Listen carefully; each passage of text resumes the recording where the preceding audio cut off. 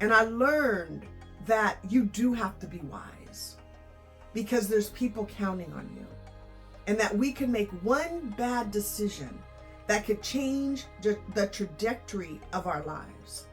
And I was so grateful on that trip that there didn't have to be a call home to my parents, because if they told them, hey, we want to let you know your daughter Erica snuck out of the girls' camp and in the middle of the night with no flashlight went across a raging white river, they would have said, not our daughter Erica. She wouldn't have done that.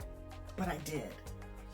And ever since, I made a deal with God that day that, Lord, if you let me live, if I can get through this without getting in trouble, which I didn't, I will stay as close to the straight and narrow as I can. And that's what I did that day. Impacted me deeply. I never wanted to feel that feeling of terror and being out of control again.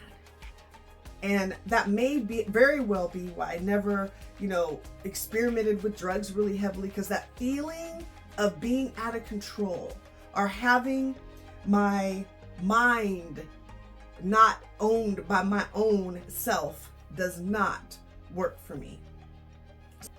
Remember that people are counting on you. They're counting on you to fulfill your calling. God is counting on you to finish the race. You've got children, you've got followers watching your every move. They're watching those social media posts.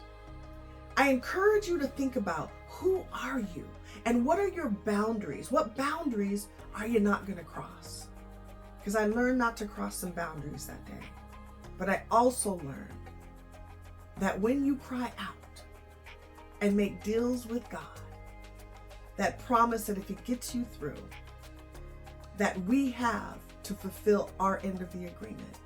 And my agreement was this: I will do everything I can to live on the straight and narrow and the life that you create for me. If you can get me back over this log, over this white water, into my sleeping bag without getting in trouble. And that's exactly what happened. Talk to you soon.